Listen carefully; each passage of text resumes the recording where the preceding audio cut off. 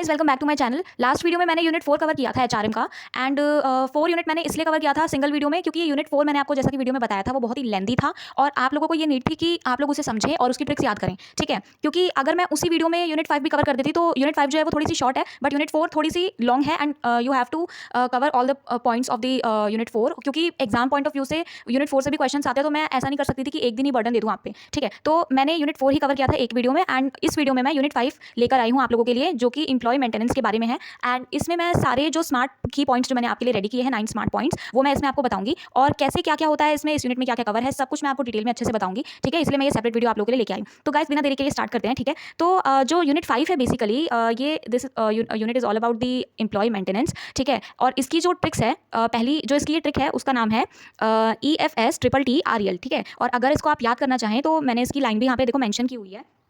That is एक फिल्मी scene था, 3 तारे रहे एक लम्हे में, ठीक है। ई से ई स्टैंड्स फॉर एक एंड एफ से फिल्मी हो जाएगा, एस से scene and first T stands for था और जो मिडल टी है वो 3 हो जाएगा और जो लास्ट वाला जो टी है उसमें तारे एंड आर से रहे हो जाएगा, ई से एक हो जाएगा एंड एल से लम्हे हो जाएगा, ठीक है। जो लास्ट वाला एम है वो मैंने इसलिए ऐड किया ताकि आपको एक सेंटेंस होकर याद हो जाए, ठीक है। एंड अब मैं स्टार्ट करने वाली हूँ फर्स्ट पॉइंट से, that is the employee centric approach. इसमें मैं आपको बताऊंगी कि कैसे एम्प्लॉय का क्या रोल होता है, ठीक है।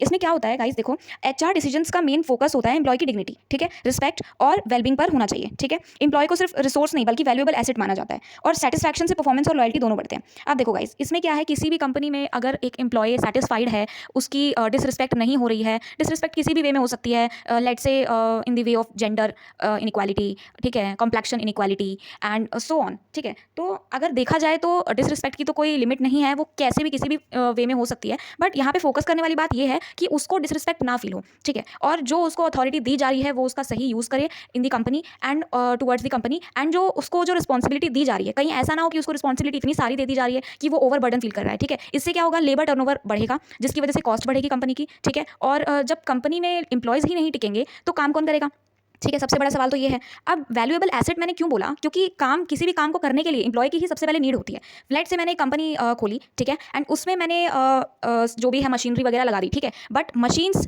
जो है वो इंसान बनाता है, ठीक है। अगर मैंने मशीन बनाई है, किसी इंसान ने मशीन बनाई है तो वो ज़्यादा परफेक्शन होगा उसके अंदर, ठीक है। तो एम्प्लॉयज़ का होना कंपनी में उतना ही ज़रूरी है जितना मशीनरी का होना ज़रूरी है। अब लेबर टर्नओवर के कुछ रीजंस भी हैं यहाँ पे जो एग्जाम पॉइंट ऑफ व्यू से पूछे जाते हैं कि लेबर टर्नओवर क्यों होता है, इसके कॉजेज बताओ। तो पहला कॉजेज यही रहेगा इसका कि या तो उनको डिसरिस्पेक्ट हो रही है, गुड मैनेजमेंट नहीं है उस कंपनी में, ठीक है। जो उन्होंने एक्सपेक्ट किया था उस हिसाब से उनको वेज रेट नहीं मिल रहा है, लो वेजेस हो रहा है, ठीक है, वो वहाँ पे हो रहा है। And thirdly is the personal issue, ठीक है। पर्सनल इशू भी होता है बहुत सारे लोगों को, जैसे कि हेल्थ इशू हो गया, ठीक है, एंड सो ऑन। एंड अगर मैं इसकी बात करूँ कि सेटिस्फैक्शन से परफॉर्मेंस और लॉयल्टी दोनों बढ़ते हैं, तो लेट्स से कि अगर कोई एम्प्लॉय है एंड वो एम्प्लॉय सेटिस्फाइड है, ठीक है, तो उसका मोराल हमेशा हाई रहेगा एंड वो कंपनी के प्रति अपनी सारी रिस्पॉन्सिबिलिटी जो है वो फुलफिल करेगा और वो कोई कंप्लेंट नहीं लाने देगा एंड जो वर्कर्स हैं उन पर नज़र रखेगा। लेट्स से कोई मैनेजर है अगर, तो वो अपने अंडर जो भी उसके वर्कर्स हैं, सबऑर्डिनेट्स हैं, उनके ऊपर नज़र रखेगा, ठीक है। और इस तरह से कंपनी ग्रो करेगी। और इसका जो सेकंड वाला पॉइंट है that is the fair and ethical practices. इसका मतलब क्या है कि हर HR डिसीजन फेयर और एथिकल होना चाहिए, ठीक है। लेट्स से कि कोई कंपनी मैंने खोली एंड उसमें मैंने एक बॉस जो है वो बना दिया, ठीक है। गैंग बोलते हैं ना, गैंग प्लान आप लोगों ने पढ़ा होगा 11th-12th में बिजनेस स्टडीज़ के अंदर, उसमें एक गैंग प्लान है, ठीक है। तो गैंग प्लान आप थोड़ा सा पढ़ लेना, अगर नहीं पढ़ पाओगे तो फिर मैं आपको अगर कमेंट कर देना, अगर पॉसिबल होगा तो मैं आप लोगों को उसमें प्रोवाइड करा दूंगी, ठीक है, नोट्स के अंदर। उसमें क्या क्या था कि जो एम्प्लॉयज़ हैं वो उसका एक लीडर होता है, ठीक है। उस लीडर के ऊपर सारी रिस्पॉन्सिबिलिटीज़ होती हैं एंड वो क्या करता है, डिसीजंस लेता है, ठीक है। उसको अगर मान लो किसी ने अथॉरिटी दे दी बहुत ज़्यादा और वो अपनी अथॉरिटी का गलत इस्तेमाल करें और जो उसके सबऑर्डिनेट्स हैं, जो उसके सुपीरियर काम कर रहे हैं और उनका वो गलत फ़ायदा उठाए, ठीक है, वो कुछ नहीं कर रहा है एंड सारा काम वो उससे करवा ले जो उसके जूनियर्स हैं, तो ये गलत बात हो जाएगी, ठीक है। और उनके ऊपर ओवर बर्डन फील होगा एंड वो कुछ काम करेगा नहीं बट फिर भी उसको क्या मिलेगा, वेज रेट मिलेगा, ठीक है, उसको सैलरी मिलेगी, उसको बोनस मिलेगा, उसको बेनिफिट होगा, ठीक है। तो ज़रूरी ये है कि बायस होना चाहिए डिसीजन HR का और गलतियाँ सबसे होती हैं, ठीक है, कंपनी में क्योस ना हो ये बेटर होता है। फेवरेटिज्म नहीं होना चाहिए। लाइट से कोई जैसे मैं बात करूं इनफॉर्मल की, तो इनफॉर्मल में क्या होता है, फ्रीली मूव कर सकते हैं सारे एम्प्लॉयज़, ठीक है। टॉकेटिव जो पर्सनैलिटी होती है सबकी वो सबके अंदर होती है, ठीक है। बट यहाँ पे ये देखने वाली बात है कि कोई अगर किसी का फेवरेट बंदा है, ये कंपनी में क्या होता है ना कि अरे ये तो मेरा दोस्त है, ये तो मेरा यार है, ठीक है। तो यार जो है ना वो वहाँ पे यार नहीं चलना चाहिए क्योंकि वो वहाँ पे फॉर्मल वे में काम करेगा, ठीक है। अब कंपनी के अंदर वो फॉर्मल है बट कंपनी के बाहर वो अपना जो भी इनफॉर्मल उनका जो भी सिनेरियो है वो अपना कर सकते हैं। बट इस केस में क्या होता है कि यहाँ पे फेवरेटिज्म अगर हुआ तो डिस्क्रिमिनेशन हो जाएगा, ठीक है। और ये करना ज़रूरी भी है कि ये ध्यान रखना ज़रूरी भी है कि जो डिसीजन है वो फेयर होना चाहिए, ठीक है, इक्वल ट्रीटमेंट होना चाहिए। इससे क्या होगा, मोराल जो होगा वो बिल्ड होता है, और इसके साथ साथ ट्रस्ट बिल्ड होता है कि अगर कहीं पे गलत डिसीजन ले लिया किसी ने तो उसके अंदर भी, एम्प्लॉय के अंदर भी रहता है कि मैं सही था वहाँ पे, बट मेरे साथ अनफेयर हुआ, तो वो क्या करेगा, कंपनी को छोड़ेगा, ऑब्वियस सी बात है। ठीक है, अब नेक्स्ट वाले पॉइंट में क्या है, सपोर्ट बिफोर पनिशमेंट। अब देखो गाइस, इस वाले पॉइंट को ना ध्यान से देखना थोड़ा। इस पॉइंट में क्या बताया है कि एचआर को पहले एम्प्लॉय की प्रॉब्लम समझनी चाहिए, ठीक है, पनिशमेंट बाद में देनी चाहिए। अब मान लो गाइज मैंने क्या किया, दो एम्प्लॉयज़ है, ठीक है, वो आपस में झगड़ रहे थे, तो मैंने उनको देखा एंड कुछ मिसकंसेप्शन हुआ मुझे, एंड मुझे कुछ मिसअंडरस्टैंडिंग हो गई, एंड मैंने एक को जो सही था, जो राइट था अपनी जगह पर, मैंने उसको लेट से मैंने उससे कोई पनिशमेंट दे दी कि तुम्हें ओवर काम करना है, ठीक है, तुम्हारा ओवर शिफ्ट रहेगा आज के लिए। एंड जो गलत पर्सन था, जो गलत एम्प्लॉय था अपनी जगह पर, जिसने काम नहीं किया था, ठीक है, वो फ्रीली घूम रहा था, बातें कर रहा था, एंड लेट से मैं आप लोगों को एग्जाम्पल दे रही हूँ, अगर ऐसा कुछ सिनेरियो होता है वहाँ पे, तो क्या होता है कि अब यहाँ पे गलती किसकी होगी, मेरी गलती होगी कि मैंने दोनों की बात सुने बिना, कई बार ऐसा होता है आप दोनों जो पक्ष होते हैं उनकी बिना बात सुने आप फैसला अगर सुना देते हैं, तो वहाँ पे क्या होता है कि उनके अंदर भी ये रहता है कि अरे कैसे हमारी बात तो सुनी नहीं, इन्होंने काट दी हमारी बात, और दूसरे बंदे को इन्होंने बहुत अच्छा बेनिफिट दे दिया और रिवॉर्ड दे दिया, बट हमें तो कुछ दिया नहीं, ठीक है। तो इससे जेलेसी की जो पर्सनैलिटी होती है वो भी वहाँ पे क्रिएट हो जाती है, और इस वजह से भी क्या होता है कि एम्प्लॉय के मन में ये रहता है कि मैं ये कंपनी या तो छोड़ दूँ या तो मैं झगड़ा करूँ, ठीक है, इससे क्योस क्रिएट होता है एंड मिसअंडरस्टैंडिंग होती है। इसमें इस पॉइंट में क्या है कि काउंसलिंग, गाइडेंस और सपोर्ट प्रोवाइड करना जरूरी है। लेट्स से मैंने किसी एक वर्कर को ट्रेनिंग पे रखा है, and during the training period क्या होता है कि उनसे कुछ गलतियां होती हैं, तो अब ह्यूमन बीइंग है, ह्यूमन नेचर है, गलतियां सबसे होती हैं, तो मुझे मेरा यहाँ पे ये राइट बनेगा कि मैं एचआर हूँ, I am talking about the talking at the perspective of the HR, ठीक है, लेट्स से मैं ही एचआर हूँ और मैंने ही ये कर दिया कि आपसे गलती हुई है, आप अब काम करने मत आइए, आप लीव द कंपनी, ठीक है। ऐसा नहीं कर सकते हम, क्यों नहीं कर सकते, क्योंकि हम उसे ट्रेनिंग के ऊपर, ट्रेनिंग पीरियड में लेके आए, हमने उसके ऊपर पैसा लगाया, उस एम्प्लॉय के ऊपर, उसने ट्रस्ट बिल्ड किया हमारे ऊपर, उसने लॉयल्टी दिखाई, एंड जो दोनों तरफ का जो एफर्ट है वो वहाँ पे बिल्ड होता है, एंड इससे क्या होती है, कंपनी ग्रो होती है। और ये बहुत इंपॉर्टेंट है कि हम यानी कि एचआर किसी एम्प्लॉय को समझें, उसको मिसगाइड ना करें, उसको सही काउंसलिंग दी जाए, सही गाइडेंस दी जाए। लेट से कोई एक एम्प्लॉय है, उसको गलत डिपार्टमेंट में मैंने लगा दिया, बट वो बना इसलिए था कि वो प्रोडक्शन डिपार्टमेंट के लिए बना था, एंड मैंने उसको एचआर डिपार्टमेंट में लगा दिया, तो ये गलत बात हो जाएगी, ठीक है। तो वो काम भी नहीं करेगा, आलस से भरा रहेगा, समझ में उसको कुछ आएगा नहीं, और कंपनी का नुकसान होगा, इससे टाइम भी वेस्ट होगा, फुल यूटिलाइजेशन हो नहीं पाएगा रिसोर्सेज का। अब ये ह्यूमन और एथिकल अप्रोच है, इसको यूज करना बहुत इंपॉर्टेंट है। अब नेक्स्ट पॉइंट क्या है, that is transparency in process. इसमें क्या है, एचआर पॉलिसीज और एक्शंस क्लियर और ट्रांसपेरेंट होने चाहिए, ठीक है।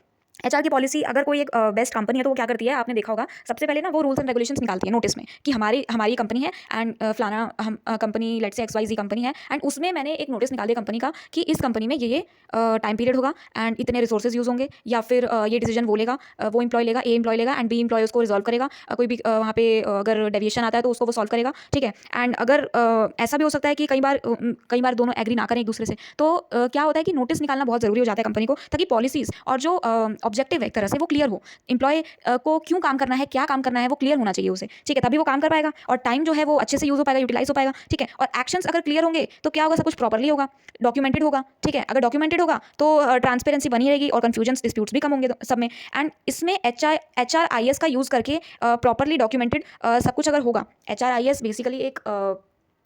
बेसिकली एक प्रोसेस है जिसमें प्रॉपर रिकॉर्ड्स मेंटेन किए जाते हैं, ठीक है। और इसके ज़रिए अगर आपने कंपनी लॉ पढ़ी होगी तो कंपनी लॉ में इसी सेमेस्टर कंपनी लॉ भी है, उसमें अगर आपने पढ़ा होगा तो MOA किस लिए होता है, मेमोरेंडम ऑफ एसोसिएशन, उसमें लिखा होता है कि एक रिटन डॉक्यूमेंट है वो, जिसमें लिखा होता है कि जो पर्पज़ है, ऑब्जेक्टिव्स है, सब कुछ लिखा होता है, एम ऑफ द कंपनी, ठीक है, सब कुछ लिखा होता है उसमें। तो और जो लीगल डॉक्यूमेंट होता है वो होना बहुत ज़रूरी है, इससे फ्रॉडुलेंट एक्टिविटीज़ कम होती हैं और कंपनी के जो प्रति ट्रस्ट है वो बढ़ता है।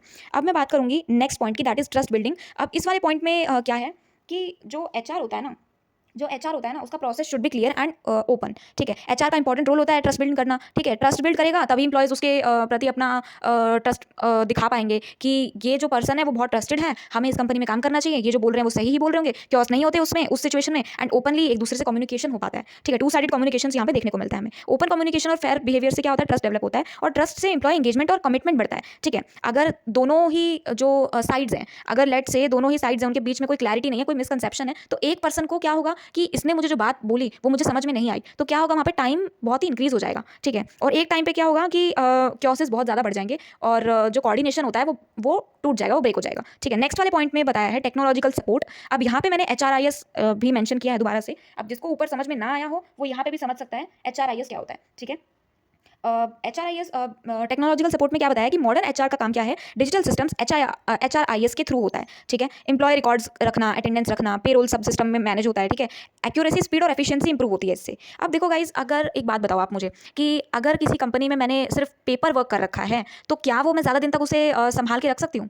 मैं उसको कलेक्ट करके रख ही नहीं सकती ज़्यादा दिन तक। नॉर्मली आप ये देखो कि अगर फर्स्ट बहुत से ऐसे बच्चे जिनके पास फर्स्ट ईयर की कॉपी नहीं होगी, जिन्होंने एक ही कॉपी में सारा काम किया होगा, ठीक है, और वो नोट्स ढूंढने चलते हैं, लास्ट में उनको नोट्स मिलते नहीं है, ठीक है, फिर वो क्या करते हैं, फिर वो परेशान हो जाते हैं, दुखी हो जाते हैं, मैं क्या करूँ, हाय मैं क्या करूँ, ठीक है। तो वो चीज़ है कि आपको पेपर वर्क के साथ साथ डिजिटल वर्क भी रखना आपको ज़रूरी है। अगर आपका डिजिटल वर्क है, लेट से मैं अभी फर्स्ट ईयर की ही बात कर रही हूँ, बहुत से ऐसे स्टूडेंट्स हैं जो अपने डिजिटल नोट्स भी रखते हैं एंड उसके साथ साथ अपनी गैलरी में रखते हैं। अगर एक बात बताओ, आप फोन में अपनी फोटोज तो रखते हो ना बड़े संभाल के, रील्स डालने के लिए या फिर शॉर्ट्स बनाने के लिए, कुछ भी बनाने के लिए आप फोटोज तो रखते हो ना संभाल के, तो वो कितने टाइम तक आपकी संभाल के रहती हैं और आप उसको जब चाहे देख भी सकते हो। तो यही वो चीज़ है कि डिजिटल का यहाँ पे थोड़ा फायदा है, ठीक है, एक्यूरेसी इससे इंक्रीज होगी और स्पीड भी बढ़ेगी। अब आप इसको ना जब भी आपको एग्जाम में इस वाले पॉइंट ऑफ व्यू से क्वेश्चन है ना टेक्नोलॉजिकल सपोर्ट से, तो आप ये लिख सकते हैं कि जो डिजिटल फॉर्मेट में चीज़ें होती हैं उनको हम ज़्यादा टाइम तक संभाल के रख सकते हैं एंड जब भी हमें कुछ भी मिसकंसेप्शन हो तो हम उसको दोबारा से देख भी सकते हैं, ठीक है। अब बहुत से ऐसे कॉलेजेस हैं जहाँ पे जो अटेंडेंस होती है, वो किस बेस पे होती है, जैसे मान लो एक एक टैब है, ठीक है, लेट्स से ये मेरा टैब है, ठीक है, इस टैब पे ना 1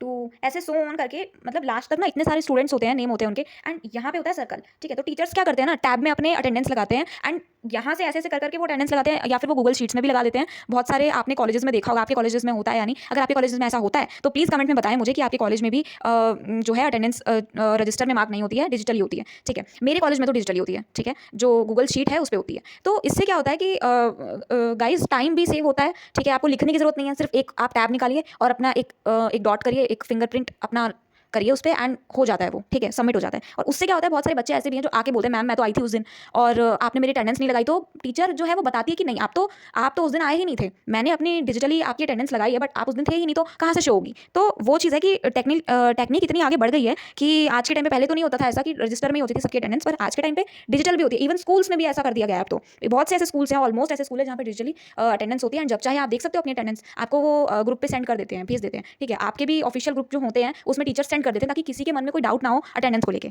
ठीक है।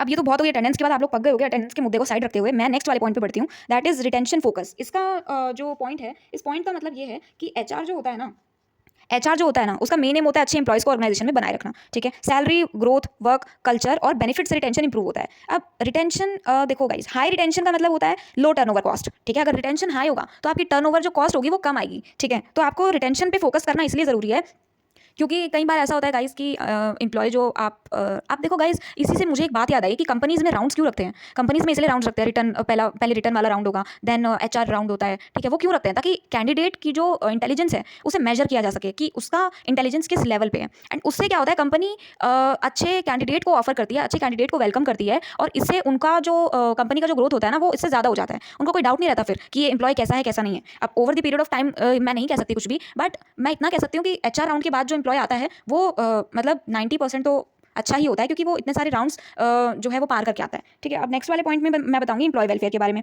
एम्प्लॉय वेलफेयर में क्या बताया है कि एम्प्लॉय के फिजिकल मेंटल और सोशल वेलबींग का ध्यान रखना एचआर की रिस्पॉन्सिबिलिटीज होती है। अब देखो गाइस, कई बार ऐसा होता है, बहुत सी ऐसी कंपनीज होती हैं जिसमें आपको सैलरी तो दे देते हैं बट आपको हेल्थ वाला जो मनी होती है ना, हेल्थ वाली, वो नहीं देते, ठीक है। बहुत सी ऐसी कंपनी होती है जिसमें आने जाने का भी अलाउंस नहीं देते हैं, तो ये गलत है। इसमें क्या होता है ना, कंपनी का जो एम्प्लॉय होता है वो उसकी बैकबोन होती है काम करने के लिए, और अगर एम्प्लॉय ही नहीं रहेगा, काम अच्छे से वो कर नहीं पाएगा, तो क्या होगा, कंपनी ही डाउन जाएगी। तो एचआर की रिस्पॉन्सिबिलिटी है कि उनको फैसिलिटीज़ दी जाए, like medical care, safety, canteen. बहुत से ऐसे वर्कर्स हैं, इवन इन इंडिया अगर मैं बात करूँ तो इतने ऐसे वर्कर्स हैं जो मशीन पे काम करते करते इंजर्ड हो जाते हैं एंड उनको कोई पूछा भी नहीं जाता है। तो ये दिस इज तो सैड गाइज। अगर आपने भी कहीं ऐसा देखा हो तो प्लीज़ कमेंट में ज़रूर बताना मुझे। इसमें काउंसलिंग उनकी प्रोवाइड की जानी चाहिए। अगर कोई डिप्रेस्ड है, ठीक है, कोई भी काम के लिए वो डिप्रेस्ड है, उसे कुछ समझ में नहीं आ रहा, तो गाइडेंस के लिए होना चाहिए वहाँ पे, ठीक है। काउंसलर इतने, अब तभी तो देखो गाइस, कंपनी को छोड़ दो, अगर आप देखो स्कूल्स कॉलेजेस में वहाँ पे काउंसलर होते हैं स्टूडेंट्स के लिए, क्योंकि बहुत से ऐसे स्टूडेंट्स होते हैं जो डिप्रेस्ड हो जाते हैं, डिप्रेशन में चले जाते हैं, तो उनके लिए क्या होता है, काउंसलर रखे जाते हैं, ठीक है। ऐसे ही कंपनी में भी काउंसलिंग होनी चाहिए एंड कॉलेजेस स्कूल्स में भी मेडिकल केयर, सेफ्टी, कैंटीन वगैरह होती है, ऐसे ही हर कंपनी में होनी चाहिए। अब हेल्दी इंप्लॉय रहेगा तो क्या होगा, प्रोडक्टिव इंप्लॉय होगा। Healthy employ is equals to productive employ, ठीक है। अब ये देखो, लॉन्ग टर्म व्यू वाला पॉइंट जो है यहाँ पे वो बताता है, लॉन्ग टर्म व्यू वाला जो पॉइंट है वो क्या बताता है, एचआर पॉलिसीज शॉर्ट टर्म नहीं होती, लॉन्ग टर्म इंपैक्ट को ध्यान में रखकर बनाई जाती हैं। इससे क्या होता है, सस्टेनेबल ग्रोथ और एम्प्लॉय स्टेबिलिटी इंश्योर होती है और फ्यूचर प्लानिंग इंपॉर्टेंट होती है, ठीक है। अब देखो गाइस, जो कंपनी होती है ना उसमें एचआर पॉलिसीज जो होती है वो शॉर्ट टर्म के लिए क्यों नहीं होती। अब देखो, आपने कोई कंपनी खोली मान लो, ठीक है, और वो कंपनी आपने एक दिन काम किया, आपने अपना जो भी है मैं आपको एक एग्जाम्पल देती हूँ, 1 लाख की आपकी सेल हो गई, ठीक है, आपको प्रॉफिट आ गया 50 के, ठीक है, और आपने एक दिन में किया, आप तो खुश हो गए, बल्ले बल्ले हो गई आपकी तो कि वाह इतना सारा प्रॉफिट हो गया और चलो अब क्या करेंगे प्रॉफिट कमा कि आज तो बहुत ही प्रॉफिट हो गया। अब जो आपका आज मोराल हाई है ना, वैसे ही आपका हर रोज होना चाहिए। एवरी डे आपका डे 1 से लेकर डे एंड तक आपका जो मोराल है वो हाई होगा। आपका जो रिस्क है वो भी आप बेयर करने के लिए रेडी रहें, क्योंकि फ्यूचर इज अनसर्टेन। ठीक है, किसी ने नहीं देखा है फ्यूचर, और आज अगर प्रॉफिट है तो कल लॉस है। तो एक बिजनेस माइंडसेट वाले पर्सन को हमेशा रिस्क के लिए रेडी रहना चाहिए, हमेशा उसे कॉन्टिन्यूस प्रोसेस रखना चाहिए अपना जारी। ठीक है, because the H R and किसी भी चीज़ को ले लो, वो सब हर चीज़ जो है वो कॉन्टिन्यूटी मांगता है। ठीक है, everything is a ongoing process, हर चीज़ एक कॉन्टिन्यूस प्रोसेस है। और अगर आपको मैं एक बात बताऊं, ये जो पॉइंट मैं आपको बता रही हूँ ना कॉन्टिन्यूस प्रोसेस, ये मैं बार बार क्यों इस पर जोर दे रही हूँ, क्योंकि ये पॉइंट आप क्वेश्चन के आंसर्स में लिख के आ सकते हैं। ठीक है, ये जो कॉन्टिन्यूस प्रोसेस वाला पॉइंट है ना, ये आप हर क्वेश्चन में लिख के आ सकते हैं, क्योंकि एचआरएम में मोस्ट ऑफ द क्वेश्चंस ऐसे होते हैं जिसमें ये पॉइंट आता ही आता है। नेचर ऑफ द एचआर को ले लो। ठीक है, लास्ट ईयर के क्वेश्चंस पेपर उठाना, चैट जीपीटी करना, अगर नहीं होगा तो प्लीज मुझे कमेंट में बताना, मैं आपको लास्ट ईयर के क्वेश्चंस प्रोवाइड करूंगी एंड उसके साथ साथ उसके सॉल्यूशन भी दूंगी। तो आप देखोगे कि उसमें 3 पॉइंट जो है वो मेन है। फर्स्ट इज दी एचआर वाला जो मैंने अभी आपको बताया कि कॉन्टिन्यूस प्रोसेस, ठीक है, ऑनगोइंग प्रोसेस वाला point. Second is the pervasive nature वाला पॉइंट कि यूनिवर्सल है, हर किसी को फॉलो करना जरूरी है। एंड थर्ड इज दी मुझे याद नहीं आ रहा है अभी वो वाला पॉइंट तो हर किसी में होता है। ठीक है, कि एक ये इन्वायरमेंट वाला भी पॉइंट होता है कि इन्वायरमेंट को ध्यान में रखते हुए आप काम करें। एक ये वाला पॉइंट हो गया कि फुली यूटिलाइजेशन ऑफ रिसोर्सेज वाला आप पॉइंट ध्यान में रखते हुए अपना काम करें। ठीक है, तो ये कुछ ऐसे पॉइंट्स हैं जिनका आप यूज़ करके आप बहुत अच्छे मार्क्स गेन कर सकते हैं। लेट से किसी स्टूडेंट को कोई पॉइंट नहीं आ रहा है ना याद, तो वो यही वाला पॉइंट लिख के आ जाओ। अरे ना से तो हाँ भला ना, आप कुछ तो लिख के आओगे तो नंबर तो मिलेंगे आपको। It leads to increasing your marks also. ठीक है, आप अगर कुछ नहीं लिख के आते तो टीचर जो होता है वो क्या सोचता है कि इसने तो कुछ लिखा ही नहीं है, तो मैं इसको नंबर कहाँ दूँ। अगर कोई इवन बच्चा फेल भी हो रहा होता है, किसी की बैक भी आ रही होती है, तो वो टीचर जो होता है ना, वो ये सोचता है इसको नंबर में कहीं ना कहीं से दे दूँ। आपको क्या करना है, बूंद बूंद से सागर भरना है। ठीक है, बूंद बूंद से सागर भरोगे तो क्या होगा, आपकी सीजीपीए भी इंक्रीज होगी। ठीक है, आप ये मत सोचो कि मैं तो ये वाला पॉइंट छोड़ के जाऊंगा या ये वाला कंसेप्ट में छोड़ के जाऊंगी। ठीक है, आप ये सोचो कि मैं सारे पॉइंट्स करके जाऊंगी, जो नहीं आएगा उसको मैं देख लूंगी जो होगा। ठीक है, टेंशन बिल्कुल नहीं लेनी है, मैं सारे नोट्स आपको प्रोवाइड करती रहूंगी। प्लीज बस आप मुझे कमेंट कर दीजिएगा। सिलेबस हो गया है एंड। ठीक है, एचआरएम का अगर आपको डिटेल्ड वीडियो चाहिए होगी, ये तो हो गए स्मार्ट पॉइंट्स। ठीक है, अगर आपको कोई डिटेल्ड वीडियो चाहिए होगी एचआरएम के बारे में, तो प्लीज़ लेट मी नो, मैं डिटेल वीडियो भी बना दूंगी। बस आप मुझे कमेंट करिएगा। Bye bye, take care, next video के लिए रेडी रहें। Thank you so much.